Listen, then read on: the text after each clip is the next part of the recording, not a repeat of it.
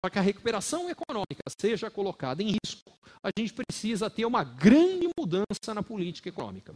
Aí eu dividi o baralho eleitoral em dois grupos. O que certamente não vai fazer uma grande virada na política econômica e os que talvez possam vir a fazer. Os que talvez possam vir a fazer estão no baralho vermelho. Eu não falei que eles vão fazer se eleitos, eu falei que eles poderiam vir a fazer. Vamos lá, vou falar do baralho vermelho. Baralho vermelho nós temos a esquerda e talvez o mais extrema-direita brasileira está no baralho vermelho. Vamos falar, vou começar pela esquerda. Começando pela esquerda, a justiça decretou que cai o rei de copas. Mas, Ricardo, o PT manteve o Lula como candidato. Se eu fosse o PT, eu faria a mesma coisa. O PT não tem plano B. O Lula é muito maior do que o PT.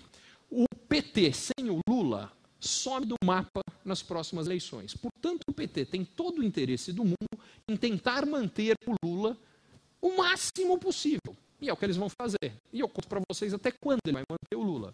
Segunda quinzena de agosto, primeira quinzena de setembro. É quando o TSE julga candidaturas impugnáveis. O que torna uma candidatura impugnável, por exemplo, o candidato ser ficha suja. O que determina que um candidato é ficha suja é que ele foi condenado em segunda instância. Não tem discussão em relação a isso. A candidatura do Lula será cassada. E o PT sabe disso.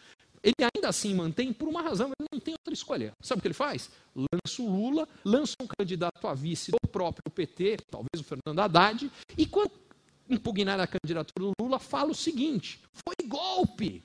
Não estão deixando você votar no Lula. Vota no Haddad, mas é como se você estivesse votando no Lula. Vocês acham que vai colar? A chance é zero, gente, não vai dar em nada. Só que, ao fazer isso, e de novo, o PT não tem outra escolha, ele tem que fazer. Ao fazer isso, o PT acabou de definir duas coisas. Como ele tem que ter um vice da chapa dele, ele acabou de limitar a capacidade de formar uma coalizão da esquerda. Segundo, ele acabou de rachar a esquerda. Porque quando ele faz isso, com o Lula lá, o resto da esquerda, Ciro e Marina, não tem mais chance. Se vocês notarem, pergunta rápida antes, alguém viu a Marina nos últimos 3 anos? Ela voltou às capas dos jornais há 2 semanas e falando o seguinte: o novo rouba mais faz é o rouba mais é de esquerda. E isso é inaceitável. Adivinha para quem é o recado? Gente, o Ciro, que era um carne com o Lula até ontem, essa semana sai na capa do jornal dando porrada no Lula. Eles não têm outra escolha. Eu vou direto à conclusão aqui. A esquerda não vai ter chance nessa eleição. Porque esses caras, basicamente, vão quebrar o pau. Entre eles estão disputando o mesmo eleitorado. E isso aqui, para mim, significa o seguinte: o próximo presidente do Brasil não sai da esquerda. Já para o Bolsonaro, o Lula continuar, quanto mais tempo, melhor. Como é que o Lula se posicionou? O Lula não, o Bolsonaro. Como ele se posicionou? Eu sou o anti-Lula. Dá para você ser anti alguma coisa que não existe mais? Ele precisa do Lula para ele poder ser o Bolsonaro.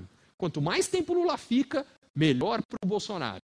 Só que o Bolsonaro tem um outro desafio. O desafio grande do Bolsonaro é o seguinte: o Bolsonaro, estou olhando aqui, eu tenho certeza, o partido do Bolsonaro é menor que essa sala. E isso porque ele passou a ter partido faz 3 semanas. Antes disso, nem isso ele tinha. Por que isso é tão importante no Brasil? Porque o processo eleitoral brasileiro é maluco, torto, mas é o que existe.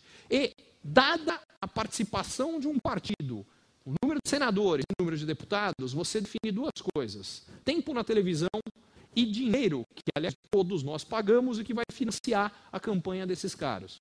O Bolsonaro não vai ter nem dinheiro e nem tempo na televisão, o que para mim quer dizer o seguinte: a chance do Bolsonaro é bem menor do que as campanhas eleitorais hoje sugerem. E o último ponto é que, se você for pegar o que o Bolsonaro vem falando nos últimos meses, não tem por que se preocupar.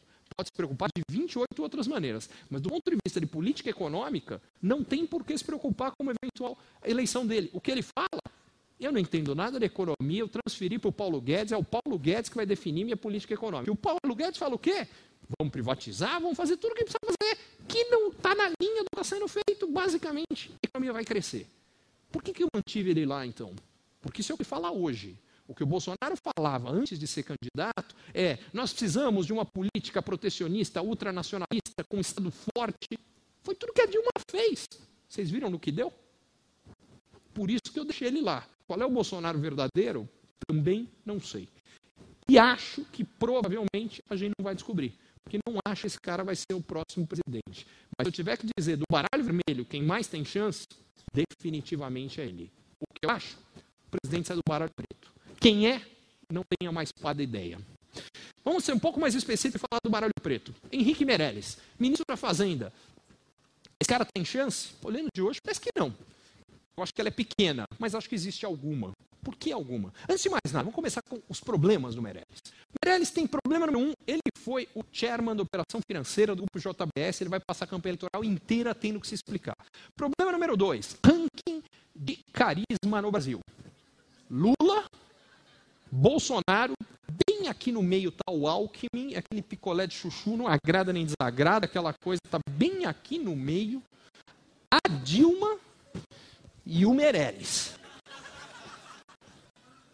Portanto, não é fácil para o Meirelles. Só que o Meirelles pode vir a contar com uma coisa que é o seguinte. O Meirelles, muito provavelmente, é o cara que vai chegar na eleição com a melhor história para ser contada, disparada entre todos os candidatos. A história é a seguinte. Lembra lá atrás, quando o Lula foi presidente?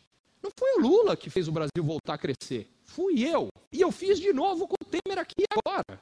A história do Meirelles é a melhor de todas. Só que ele conseguir contar, eu tenho grandes dúvidas. Portanto, acho difícil. Não impossível, mas acho difícil. João Dória, ao que tudo indica, já era, perdeu a briga no PSDB. Picolé de chuchu.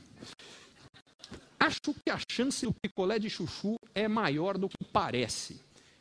Picolé de chuchu, o Brasil hoje tem 3,5 grandes partidos. Ele tem como grandes partidos o PSDB, os democratas e o PMDB. O meio é o PT. O PT hoje não é um grande partido, é um pequeno partido, mas o Lula é um cara grande. Quanto mais eles conseguem, então eu dou meio para o PT. A única chance de ter 2 desses partidos, ou 3 eventualmente, alinhados, é no eventual candidatura Alckmin. Eu não falei que vai acontecer, mas a única chance de acontecer é em volta desse cara. Aliás, antes que alguém pergunte, cadê o Temer? Ele não está lá por uma razão muito simples. O Temer lançou essa candidatura, depois falou que não, como é que é? O Temer está indo muito bem, ele dobrou a popularidade, ele foi de 3% para 6%. Chance do Temer é 0. E se vocês querem saber, eu acho que o Temer nunca pensou em ser candidato a presidente. Ele está tentando inflar um pouco a popularidade, porque o Temer vai sim sair a candidato, como aliás um monte de figurões no Brasil, a deputado federal. Na realidade, o que todos eles estão atrás é manter o foro privilegiado. O que vai ter de figurão saindo para deputado, vocês vão ver só.